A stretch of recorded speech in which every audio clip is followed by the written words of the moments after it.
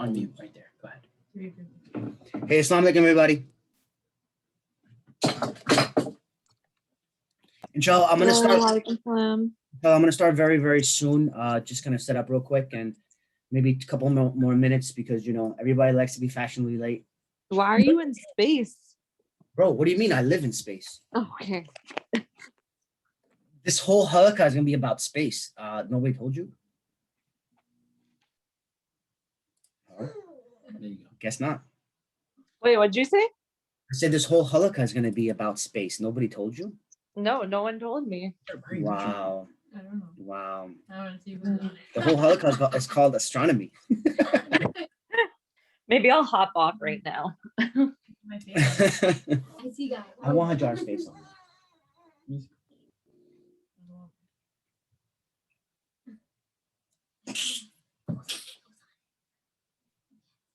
Hi, Hajar. Assalamu alaikum. All right, Azam, are you recording so I can get this bad boy started? Yeah, you're recording. What's that sound? You're fine now. You have to let. Listen. Okay, can I move this down right now? Yeah. So I got my IT guy here, so you know, we're just getting it done. We're just getting it done. I pay him the big bucks. He gets the big bucks. Yeah, big bucks. I pay him a chai. You might want to move that thing down a little bit. You mean up a little bit? No, down. Yeah, up a little bit. Up a little bit. They want to see my face, don't they?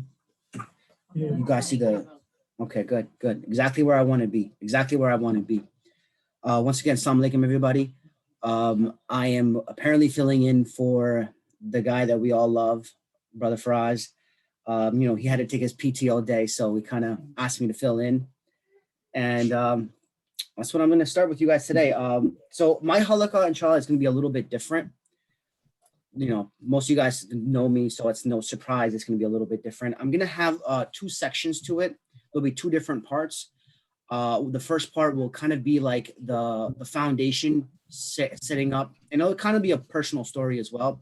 And then the second part to it is kind of something that I want to speak about, like what's happening nowadays, like a current moment or a current state of mind. All right. So before I do begin, first thing is first, I gotta, you know, throw out those disclosures because it's kind of a big deal nowadays. Everything that I'm going to be sharing with you guys, all I'm going to put out there as my sources. Is that Arslan right there yelling at me already? Yeah, just put everybody on mute for now. So once again, my sources I'm going to share with everybody. So the disclosure is all the information I'm sharing with you guys is information that I have gathered. And some of the, even like the spoken word that I will be sharing with you guys today is like from Khaled, Siddiq, Bonnaa Muhammad, other sources, Yasir Qadhi, Dunia Shauaib, Mufti Menk, Nouman Ali Khan, you know, these very famous scholars. So I'm sure you guys will probably hear something you guys know already, but you know, as part of this group is just to remind ourselves, you know, about Islam and why we should always stay connected to Allah. So Bismillah wa alhamdulillah wa assalatu wa assalamu Rasulullah sallallahu alayhi wa sallam. So before I begin this halaqa, I think it's best that I say, I ain't pious, I ain't righteous, I ain't like one of the greats, I ain't Umar, I ain't Ali, I ain't Ahlo Bey. So now we got that straight. Let me express my faith because all the people want to know how you got on the deen, bro. What made you leave the scene, bro? What light did you see, bro? We see you got a beard now. So we want to hear how this new improved Muslim had just magically appeared now. But let me stop you there and let me make this clear. I ain't doing this for fame because, fam, I do not care about the people or the praise about how loud they cheer or if they remember me at all when I'm not here. Because if it ain't for Allah, who am I doing it for? When the angels raise me up and ask me, who is your Lord? Tell me, what will I say? About the times I didn't pray, about the nights I rolled around like I wouldn't see the day, when the mountains would fall and the people would say, Ya Rabbi, send me back to earth for one more day. Give us time to repent, time to change our ways, but the clocks will not go back and you can't skip your grave. I swear it broke my heart the night I heard Shaq died. because it didn't make no sense. How could they take my guy? Man, I swear this life's so crazy. I crumbled on the floor the night and I cried like a baby. Then I wiped my tears. I swear the truth was real. This life is temporary, just a couple of years. But then where do we go? God, tell me, what do we do? And don't tell me that I'm crazy because you're thinking it too. So I had to take my time. I had to study the truth. And ironically enough, this day brings me to you. So with that being said, how did I get here? And probably a bigger question is the why. Why am I here? And that's kind of where I'm going to start with you guys today, laying the foundations. And honestly, the way that I see this, I'm actually going to, again, sharing a personal life story with you guys. So today's kind of a big deal for me. I'm going to be really opening up to you guys and, again, doing something different all at the same time. As we go through life, we look for clarity in life. We look for understanding, and something very, very, a major event happened to me, as most of you guys, if not all of you guys know. What was that major event? Actually, my mother passed away many years ago. And, she was really the rock of my faith. She was the one that I told you, many of you guys before, she was the one who was throwing chappals at me to make sure that I always read my namaz. But once those chappals stopped coming, I started asking myself the big why questions. And that's another reason why I feel like this halaqah is a little bit different, is because, we go to all the khutbahs and we hear the halaqahs and we kind of come into these areas with a prerequisite or the understanding that we're already firm believers, or we want to just reaffirm that, right? I kind of, this personal journey is I kind of started asking myself the big whys. And I kind of wanted to find a road to clarity, my road to clarity. And there's many roads to clarity. This is just my personal journey. And I'm going to be sharing that with you guys today. So with that said, again, it'll be a little bit difficult for me because this is a very sensitive topic for me, but I feel like there's so much that I've learned through this time, and I haven't really shared anything about everything that I've learned. So this was important for me to do for you guys today. And let's just start all the way from the beginning. Let's start from the basics. Why God? Why Islam? So hence, why Allah and why Islam, right? We live in a world where now it's all based off of information, technology. We've progressed so much in time where we're so caught up in the dunya because of what's happening here. There, everything's so fast paced, and as one of you guys know, it's kind of the signs to come. But as we get so fast paced, everything that we share, it's all knowledge based, right? Information, science. So my first step is I ask why Islam? And now that I have the question, let me bring you guys up with some supporting factors. So I'm hoping everybody can see the slides here and you guys see the big why choose to be Muslim. So the first part is going to be just fact-based, science-based. I'm going to run down a few of these things. And if you guys are interested in anything, I did do a lot of research. So afterwards, inshallah, I'm going to share all the articles and sources that I have gathered to present this information for you guys. So, I'm not really making everything up. I'm just kind of presenting it and then giving you guys how I feel about it as well. All right. Fact-based. All right. I asked myself why. Why am I Muslim? Why should I believe in Allah? And the first thing is I'm a big fan, and as you guys know, of astronomy, cosmology. Like I love looking up to the sky, and I think that's the biggest. Those have the biggest questions. And to be honest, we're in the generation where that's where most of our discovery is left now. What's happening in space, and that's all about Allah subhanahu wa ta'ala. So my big thing was I was like, listen, how can I connect? If I can connect Islam and astronomy or cosmology, I'm like, all right, maybe I'm onto something, because that was my interest. And this is all, fact-based, right? I'm going to scientists who aren't necessarily Muslim. So I'm going to give you guys a little bit of bullet points about science and cosmology, because these things are supporting why you should believe in a God. Let's just start from God, why you should believe in a God. So the first thing I will mention is you guys all heard of the Big Bang Theory, right? we've just discovered this theory and made it valid just like maybe a century ago. We've known this is a part of the Quran. We've known this for a while, so that's supported. Another thing I'll talk about is there's something called dark matter.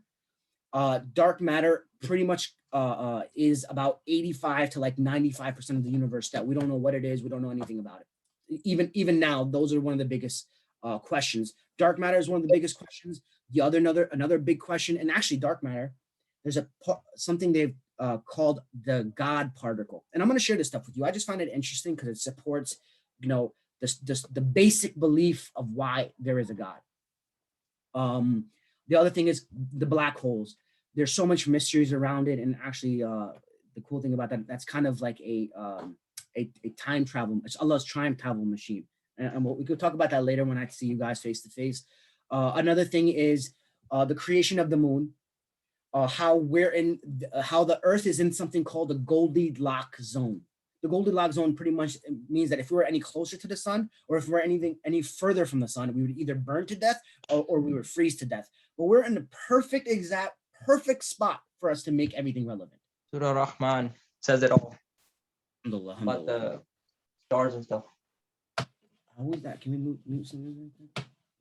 Or I think so. All right, so yep. Thank you, sir. Thank you. That's the IT guy coming back, again, big bucks over there, big bucks. All right, so another purpose to this is, something that I have been working on. Remember, it's a personal journey, is, we have the ability to control much of our environment, by the information that we have. We choose just by a click of the button what we are exposed to. And we have so much garbage out there nowadays and so much confusion that we forget on a day-to-day basis. And honestly, something that I have been trying to do is I have been trying to pay more attention to what is being input into my life. What am I listening to? What am I surrounding myself with? And actually, that brings me to a perfect thing before I forget. If you guys see that I'm wearing this t-shirt called Salah, this is just part of it. I want to, I'm wearing all these Nikes and things like that. And I was like, you know what? Why not wear a brand that constantly reminds me of Allah, that I think is very fashionable, reminds me of Allah. And actually, when I was looking into this brand, I reached out to the owner of the company, a wonderful Muslim lady. And, we're worldwide now. This is actually a brand from like Western Australia. Awesome person. I was like, you know what? Instead of me buying all this Nike stuff and things like that, let me support a Muslim, control my environment. And then afterwards, and when the Halaqa is over, after I spoke to the wonderful lady, she actually gave me a discount code for everybody. It's going to be like 26% off. So afterwards, I'll share that with you guys. We're all about that discount code. Well, let's support all of our Muslim companies, most importantly. All right. Control your environment. Ask the right questions. As much as we look for the right answers, just as important are the right questions. Ask yourself the whys. And again, I'm going to go back and tell you, when I started asking myself why, I started with cosmology, astronomy, because I was still into this, and I still am. It's still a side hobby for me. All right, so that's the first part to it, right? So now I'm talking about how these non-believers, science is supporting why there is a God. It's just too many miracles and too many coincidences that happen for us to be here, that even the people who did the research who are non-believers starting to be like, okay, there has to be a God. There's no other explanation. All right, the second part to it is history. History. I like to connect history with miracles because, as we study our history, we realize that through time, these prophets were sent down. And this is just not an Islamic thing. This is obviously in many, many religions. There was a lot of prophets that came down. And as these prophets that came down, they brought miracles from God. And these were things that are recorded. And a lot of different religions, go about this. A lot of different religions. So and the big thing is we all believe in one God. All this stuff supports one God. So that's the first thing. So miracles go with history, go with our prophets. These prophets brought them down. And each of these, I'm going to just kind of touch upon this. each of these nations that these prophets were coming down to, let's talk about the most famous ones. Musa alayhi salam, Moses, what did he bring down? Their generation was into black magic. They were into magic. So when he came, Allah provided him with miracles. And what was his? Part of his was, not magic, because we can't call it magic because it was from Allah, but these magicians who saw Musa alayhi salam do these things, turn that stick into a snake, they were the first to convert. The magicians were the first to convert because they were like, yo, we know that this can't be real. We just know it can't be real. So they were the first to convert. That was one. Isa alayhi salam, Jesus, peace be upon him, his nation was into like medicine and healing. What did he do? He was curing the blind, resurrecting some of the dead, born from a virgin. So he had his miracles, and that were in line with the trend and the, let's say, fad that was in that nation. And then our prophet, peace be upon him, Rasulullah sallallahu alaihi wasallam, he brought many, many miracles. I'm obviously not going to talk about all of them, but one thing that I feel like we don't talk about is their nation was into poetry, the art of eloquence, poetry. To me, I love that stuff because you guys know, how I started. I'm into that spoken words. I love it. That was part of it. And, when he came down the Quran, all this stuff supports it and is within that trend, right, of what the nation was doing. And this kind of ties back to what our nation is doing. Information technology, it's all supported. All of it supports all the same thing. I just want to touch upon the Quran because I feel like, it is the most important miracle that ever came down. It's the only one that's timeless. We're not timeless. The sun's not timeless. No creation is timeless. Even the angels are not timeless. Nothing. The Quran is going to be timeless. It is timeless. So check out some of the miracles of the Quran. First things first, it touches upon history. So our prophet, peace be upon him, he didn't know anything about the histories. It's not like he went to school for this stuff. But you know what? In the Quran that was revealed to him, it talks about history. It talks about these prophets. And guess what? It talks about the lessons that came down. It reminds us. It confirms these stories. And it cements the lessons. We're supposed to remember these lessons. And I just want to talk about why these lessons. Because for me, this is all about building blocks. This is the foundation.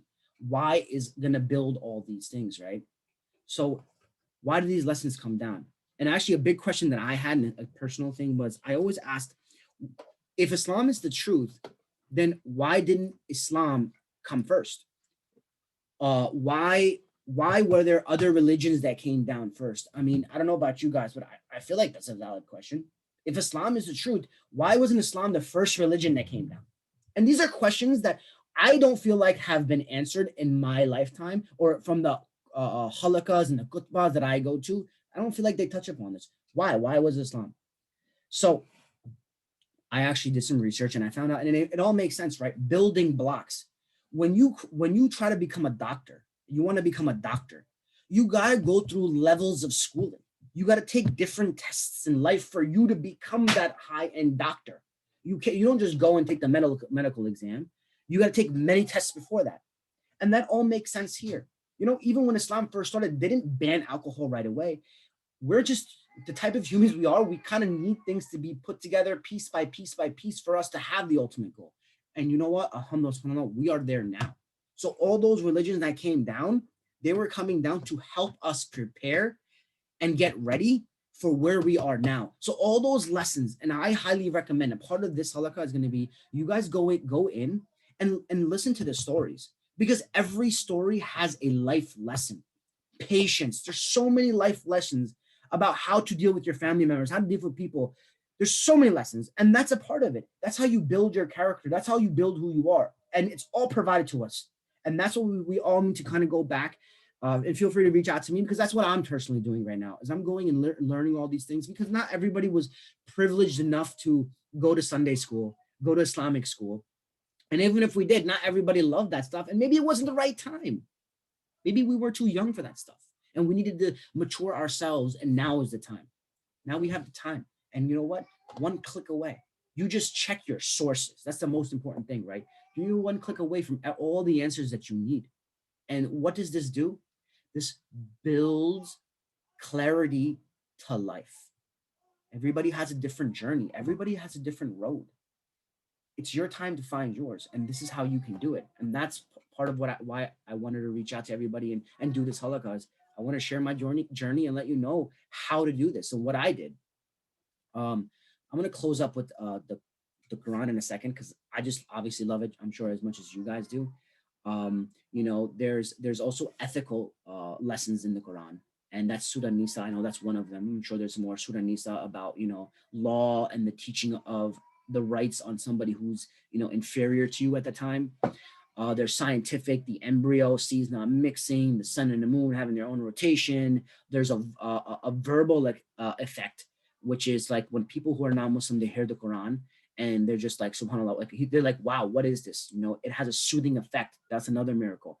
Memorization, how easy it is to memorize the Quran. It sounds easy, you know, and it technically is, because people can't memorize anything. People can't memorize a 20-page book in English.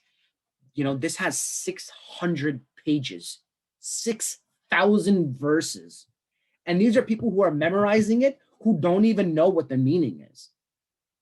SubhanAllah, SubhanAllah. All right, I'm gonna move forward. So the next part is, let's say that all the stuff that I threw out to you guys, let's say that you guys are like, okay, yeah, but I still don't believe you. I don't know. Okay, let's say you still don't believe me, and you still don't see how all of this is supporting why there is a God, and you know, why you should choose to be Muslim. Some of us were born Muslim. I was born Muslim, but until this happened to me, I didn't have true clarity to my religion. Now I'm starting to, you know, go on that journey, and that's going to be the point, right? So let's say you believe nothing that I just said to you. What are your options? You have two options. You can live your life as a believer, and God, if God is real, you lived your life as a believer, God is real.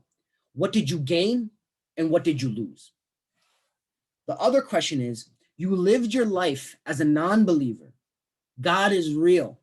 What did you gain? What did you lose? I want you to think about that. I'm going to repeat that same question. Believers versus non-believers. Again, you don't believe anything I said. Two questions. If you live your life, it says non-believer, we'll go non-believer first. If you live your life as a non-believer and God is real, what did you gain and what did you lose? And so realistically, like, what you're, in my opinion, what you're doing is you're saying that this world, this dunya is good enough. You're not even, you don't care enough, or you don't want to admit enough. Like, I'll take the chances and the possibilities. You're just like, I don't even care about my possibilities. I don't even care about my chances. I'm just going to invest everything in this world.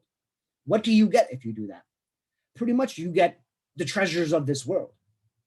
You get the treasures of this world. What is the treasures of this world? I don't know. You got to work hard. You get cheated. Usually, you know, people who backstab, lie, they're sometimes the ones who get ahead. Sometimes, you know, it's a very cruel world out there. And we always have to remind ourselves, it's a very cruel world out there.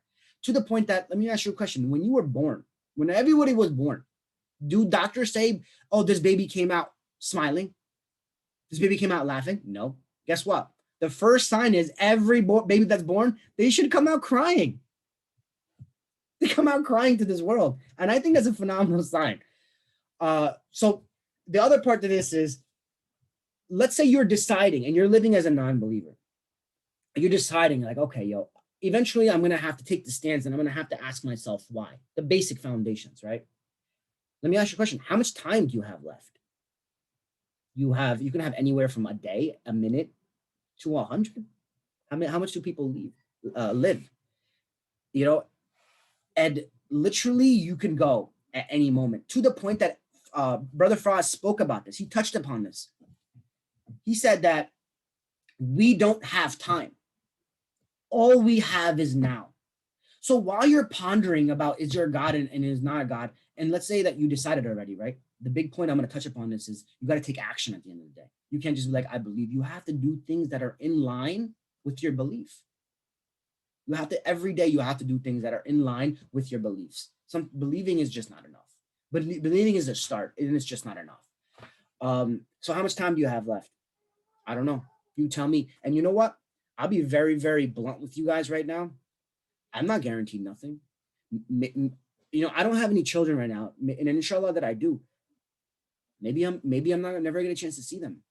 Maybe I'm doing this for them. I don't know. We don't know, and this is just the true reality of life.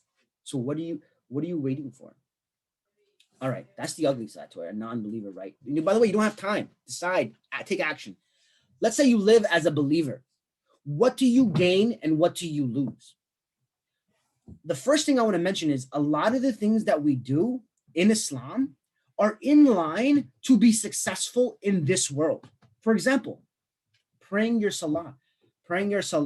Let's say you get up at 5 o'clock in the morning. Do you know most millionaires get up at 4 o'clock in the morning? Let's say you get up these things are in line. People meditate for mental relief. You're praying for yours, fasting. You know that there's a lot of intelligent, there's nutritionist stuff, particularly from New York that I was listening to, that they eat once a day. These are nutritionists, intermittent fasting. Like they're saying, they're non-believers are saying, hey, intermittent fasting works. So again, a lot of this stuff is in line. So being a believer and taking the sacrifices, because at the end of the day, listen, nobody wants to get up at 5 o'clock in the morning. I don't know anybody that wants to get up at 5 o'clock in the morning. I don't know anybody that really wants to fast every day. I want to eat donuts every single day. Boston cream. But, these sacrifices that you make are actually helping you become a successful person in this life. And guess what? You get a double reward because it also opens up let's say God is real now, right? And then you live your life as a believer. What do you get that you didn't get as a non-believer? You get Jannah. And these are just a few things. You get Jannah, which pretty much means that you have a forever type of happiness. Forever. Happiness is a temporary state. You need to have sadness to be happy.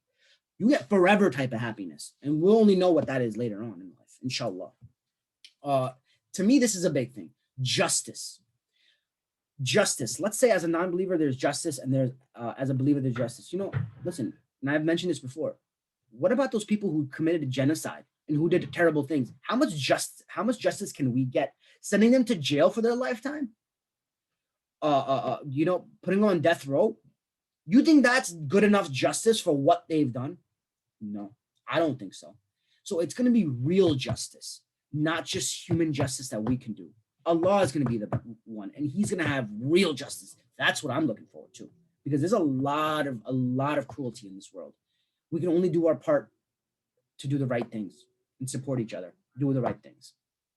And then this is another big one, is a reunion. As a non-believer, that's it. Once you lose a family member or a best friend or something, that's it. Apparently, you'll never see them again. That's it. But as a believer, you'll have hope. And inshallah, this is true. I believe it's 100% true. You'll have hope. Guess what? When I started this halaqa, I mentioned my mother. I truly believe, inshallah, if I do the right things and I take the right approach to life, inshallah, I will see her again.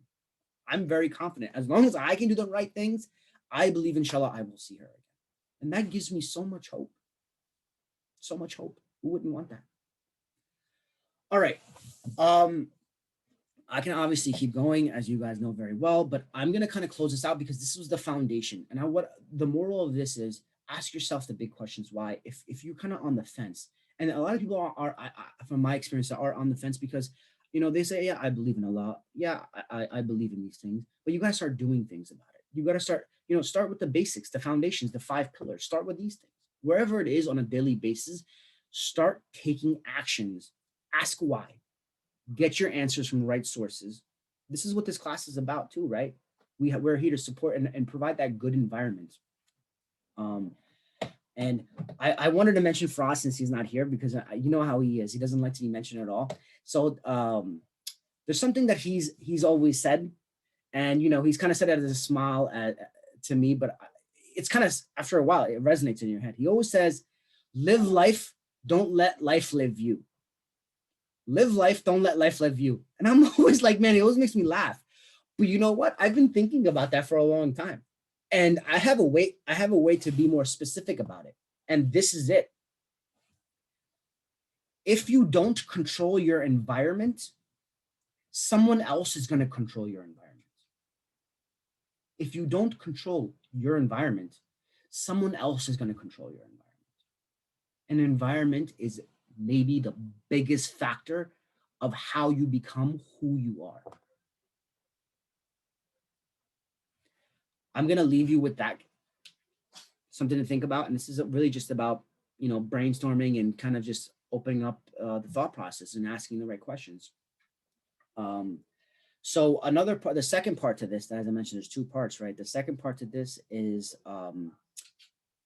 where we are now. I could have done this part at any time. I could have done it a century ago, but where are we now?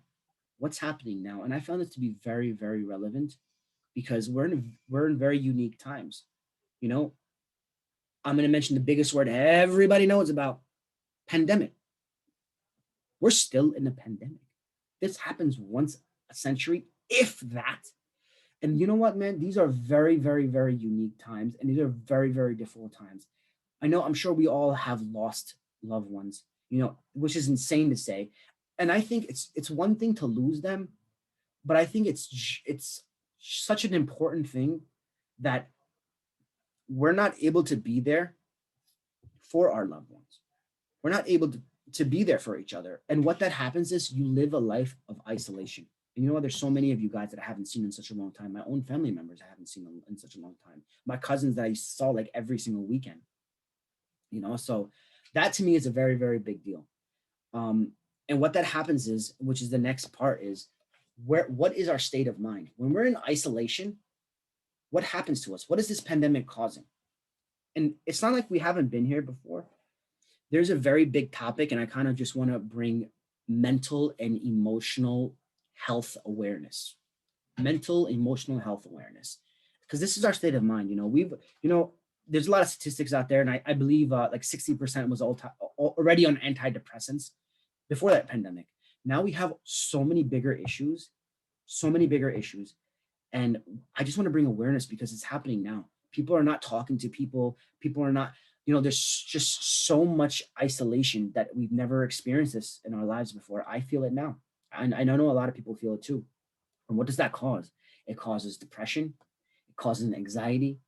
And, I feel like our culture sometimes also like shuns away from emotional health. And it's such a big deal. I mean, there's Islamic scholars who spoke about this like centuries ago. And Fraz was mentioning this to me. And there's stuff out there for this. And again, reach out to me if you guys want any of this. But it's such a big topic and we don't talk about it. We kind of say, oh, stop being a baby, just get it together. Our culture is called being built tough. We're just built tough, right? And I didn't experience it, but these are very, very different times.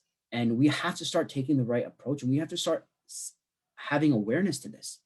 Start noticing that, hey, listen, this guy used to go, I'm going to use myself. This guy used to play football all the time. This guy used to play basketball all the time. This guy used to see his friends all the time. All that stuff is gone. Where am I releasing, all these emotions? I'm by myself. And I know a lot of people are. And this is even pre-pandemic because mental, emotional health, depression, anxiety, all this stuff is real and it doesn't get talked about enough. So today, inshallah, I'm going to just touch up on it. And as I was doing research, I'm going to share some tips with you guys. The first part is I'm going to talk about the religious aspect of it. And actually, it's not just religious because this lecture that I heard, it was from Sister Dunia Shauaib. She's, subhanAllah, honestly, I found it very, very enlightening. The approach, her suggestions were so great. I was like, oh, I have to put this in here. So again, this part is religion, right? It's not just religion because it's actually also backed by science. The first part is going to be breathing. Let me just make sure I get everything right. Go to my notes. Breathing. I'm going to share a link with you guys afterwards, but breathing is so important. They have all these non-believers who have these conventions and they talk about just how to be happier, how to live. For example, would be Tony Robbins. I'm sure many of you guys heard of Tony Robbins. He's just a life coach. There's a lot of life coaches out there, yoga instructors, and they all focus on breathing. I've seen a few of them where he goes, this whole breathing aspect is actually a really big deal. And, it's backed by the sunnah as well. Take time. There's certain type of breathing that will truly help you release tension. It will help you with your anxiety, your depression. That's the first step. That's one of the steps. I'm going to share this with you, inshallah, at the end. I'll put the sources down. The other one it says is turn to Allah.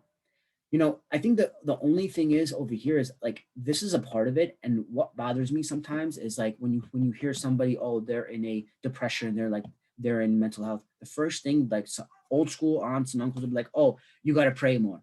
You got to get closer to Allah. It's because you're not closer. That's not true. You could pray 5 times a day. This is not true. This is something that I've heard even from Yasir Qadhi lecture. This stuff is not true, and we got to get out of that mindset. But it's important. These are steps you have to take. So breathing, turning to Allah. What is turning to Allah?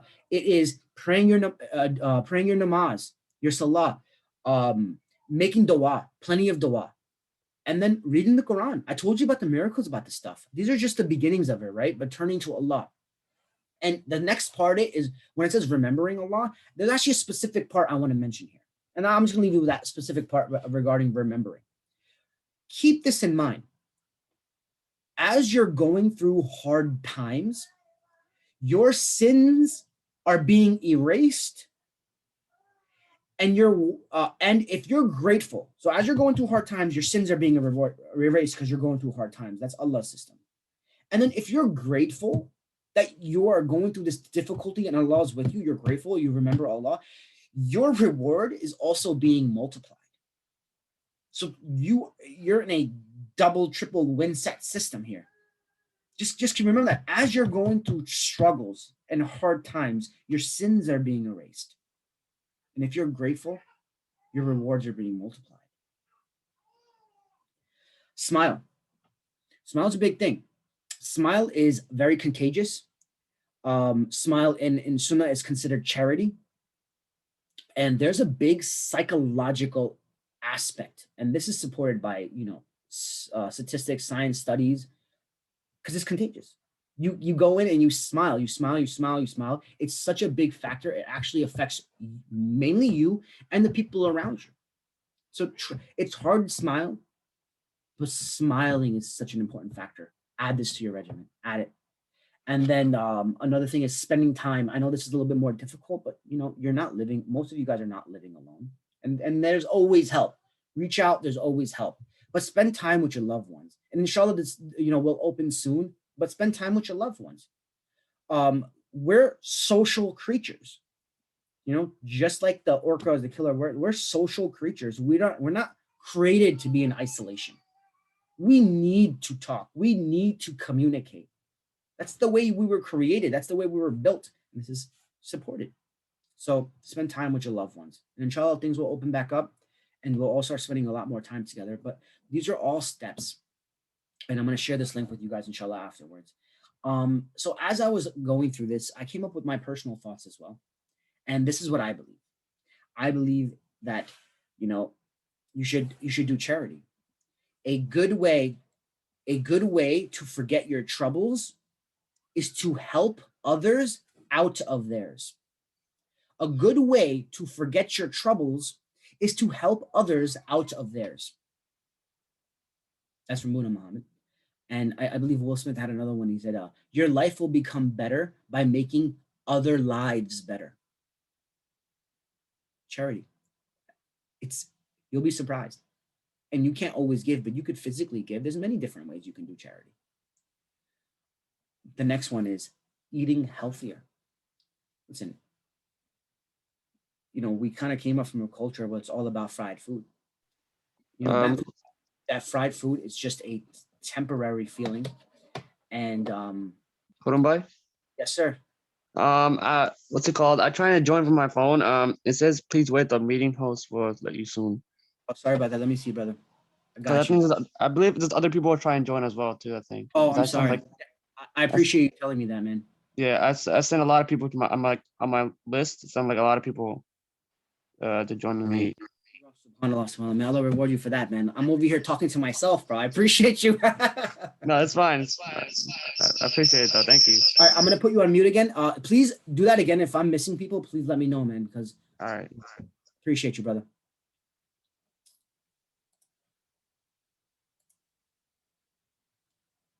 Oh, sorry. All right.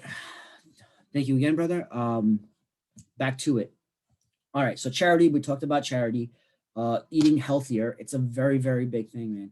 You know, it's such a big thing how you feel because your body is not designed just for the taste. It's actually what you feed your body is your fuel and how you look and how you feel.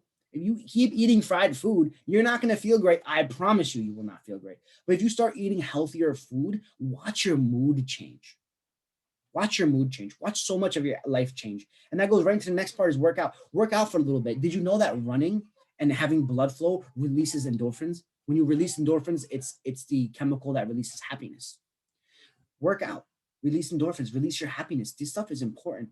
Look, I always have a saying, I've heard this somewhere else before. You eat good, you look good, you do good. You feel good, you do good. You eat good, you feel good, you look good, you do good. I've heard that. And honestly, it works. These combinations all are important things. The next aspect is sleep. I don't know about this whole 8 hours of sleep. That's not what this sleep section is about. This sleep section is more of the psychological aspect, right? Because this is all stemming back to mental and emotional health. Sleep. What is the important part about sleep? One, yes, definitely get enough sleep. Recommended 6 to 8 hours. You guys gotta kind of find your own thing there because it varies. Person to person, it really varies. But the most important part about sleep is do not stay up late at night. Do not stay up don't be sleeping at 2, 3 o'clock in the morning and getting up at 11, 12, 1 o'clock in the afternoon. Why?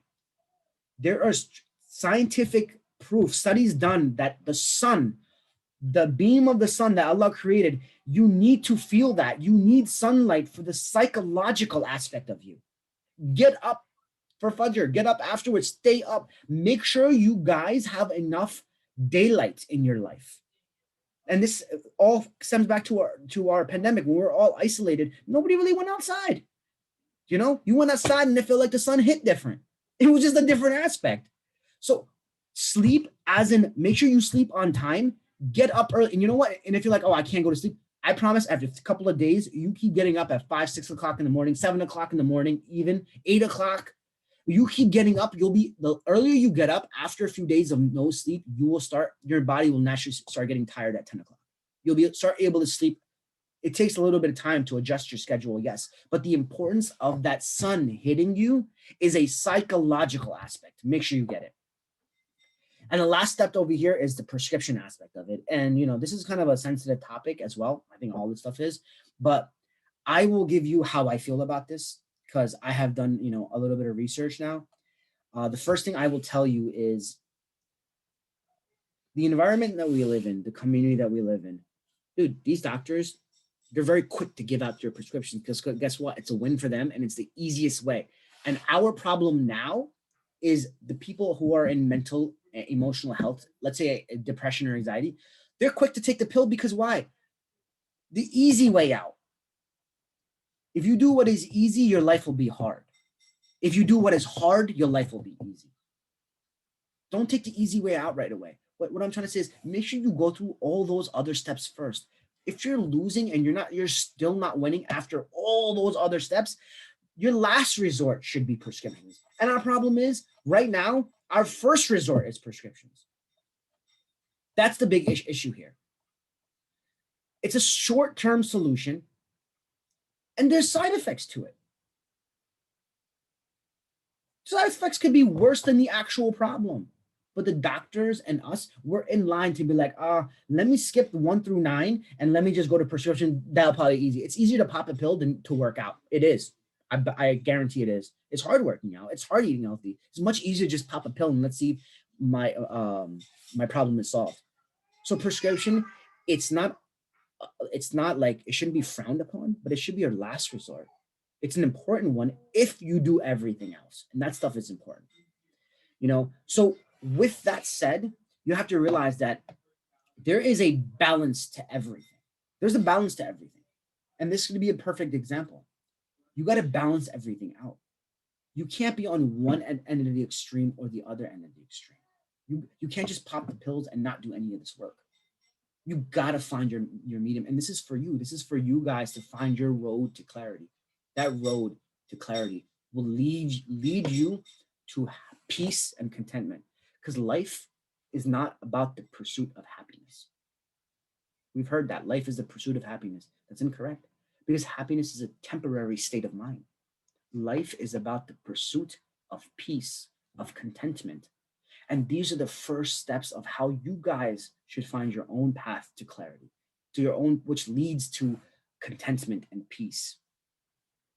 You know, and there's another, I'm not going to go into detail, and all this stuff I can really go into detail, right? And I'm not going to go into detail about another hadith, what you guys, many of you guys know about tying your camel. The way that I see it, it's just about effort.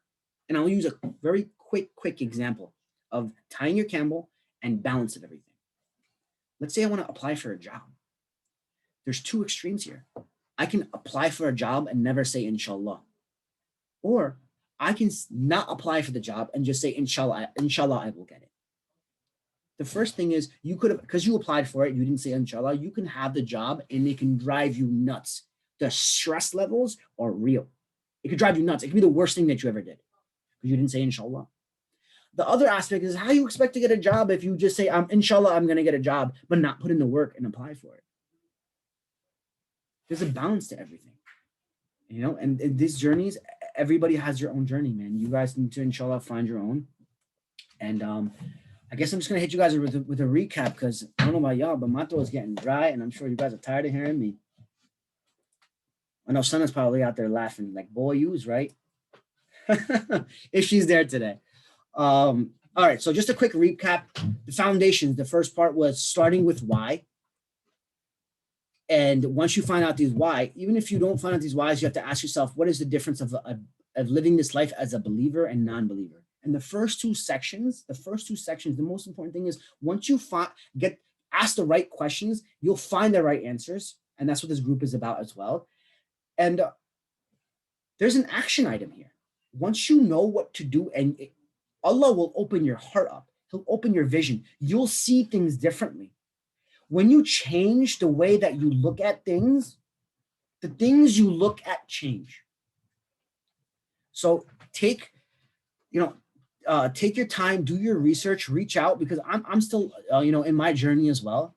And I think this is just the foundation of everything. And you just keep building on this stuff, but take action. Take action. The choices that you make on a daily basis, ask yourself if you're living as a believer or non-believer. Biggest thing. How much time you have left to decide? I don't know. None of us do. Decide today. Decide now. And the last part to this, second part, was the current state of mind. Man, just realize there's people out there who are very depressed right now, and they have a right to be. It's very understandable. We have to notice, if your family member, if your friend is depressed, take a moment, reach out to them, talk to them, and realize there's steps to this. And inshallah, you guys feel free to always reach out to me. I'm always trying to better myself every day, gain knowledge. I'm just a student in the game. I had to fill in for the for Brother Frost today, so I hope I didn't ruin this for him. But finally, let me take a moment to show some kindness to the folks who thought blindness was the disease that affected the eyes alone. I promise I won't judge you. I barely know how to love you, and like fools, we preach rules, but we don't even follow our own. Everybody needs comfort. Some people find it in this, some people find it in that, and some people just don't find it at all. But this world is full of signs, from the moon to the stars in the sky, from the bees and the bugs, like a seed in your blood, like a fiend to a drug, makes you need to look up and question what's up while you deal with this stuff. But when your spirits are crushed and you trek through the rough, and like thunder it struck, said be, and it was. All the signs that were sent, they finally make sense, so you feel the torment. But when your heart is cemented, Hard as a brick because your soul is worth more than those dollars and cents. All the money in the world couldn't buy you happiness, because verily it is in the remembrance of Allah that hearts do find rest.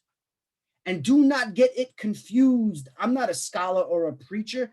I'm just a regular dude who makes mistakes too, but we are reflections true. So I can't talk about me without talking about you. And who knew we would end up in a place so confused where little boys want to be like little girls and little girls just want to be abused, where they terrorize the truth, mentally arrest the youth, even though there is no law but Allah's, and mama didn't raise no food. And who knew that expecting the world to treat you fairly because you think you're a good person would be a little like expecting a bull not to attack you because you're a vegetarian? You can't begin to learn what you think you already know. In man's own ignorance, we forgot that women once watched us grow. And before that, you were a tiny ball of flesh without any bones. And before that, you were just unknown. And now look, behold, you have the arrogance to assume that you just made it on your own. But what were you but a chewed piece of cloth before you grew? And who knew you would trace your ancestry back to a zoo? You must have really come from apes with your monkey's point of view. Even the devil believes in God. So what does that make you? And it's true. Sometimes I feel like Noah preaching to a packed empty room. Nobody want to listen until we start rolling out 2 by 2. I'm a big fan that Abraham never break up from Jacob. Joseph had that kind of beauty you couldn't find in makeup. Moses was to Pharaoh what stones are to arrows, and David to Goliath what truth is to silence. Following Solomon, I get down too. Contrary to popular belief, Jesus is my homeboy too. So peace be upon the whole crew, came to teach what we never knew, even though few caught the groove, never confused what was true, even if it was a taboo, never came for fame or praise, but to praise who they prayed to. Who? And who knew that an unlettered man from the middle of the desert would change the whole world from darkness into heaven? You may have every title, every big shot degree, but you still can't explain. Alif Lam Mim, Allahu Akbar. And who knew that there'd be so many views and ways to explain that he's closer to you than your jugular vein? So if you complain that God must be cruel, can you give Allah all that he gives to you? From the breath that you breathe to the trees that you feed, from the eyes that you see to the seed that you eat. If I cut you, you bleed, then you heal magically. We're the illest machines manufactured for means. The concept's extreme, but this world is a dream. It's not what it seems, filled with lies and deceit. The proof is serene, so wake up, smell the deen. Praises be to he, his oneness supreme. Totally unique and no need of sleep. Not like you or me, his greatness complete. No partners, no mates, no fathers, no son, no discount 3 and 1, just Allah Azza wa Jal. Even the birds sing his name. Glory be to he, the Lord of all the worlds, and to Allah is our return. Jazakumullah khair, everybody. And with that, I would like to end it. And just for a couple of minutes, if you guys, I'm going to open up the floor, unmute everybody. And if you guys have any questions or something, I probably have to get back to you for the answers because this is a lot of work here, but I'll get back to you, inshallah. Thank you, everybody, for your time. I am going to call my IT guy so I can stop recording this. IT guy. Once again, thank you for your time. And inshallah, we'll get together soon and you'll have Brother Frost back. And I guess the last message I want to tell everybody here is, listen, I'm not a scholar, obviously.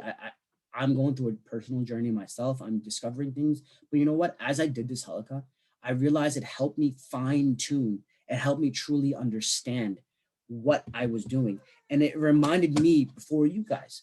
So I hope I can help everybody else out. And I hope I, open up some thoughts for you guys. But realistically, this is something that I wanted to do for myself. This is something that I need for myself. So, you know, inshallah, it helps you guys out. But take the time, if you guys can, do this as well. Put something together, because it'll be like, you know how we keep journals? It'll be like a journal for you guys. And that's really important.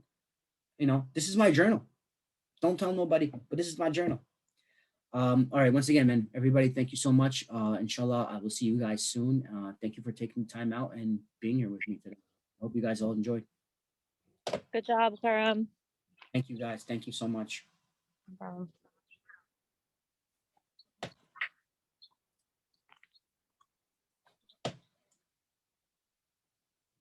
I gotta downgrade my IT guy. I don't know what happened to this guy.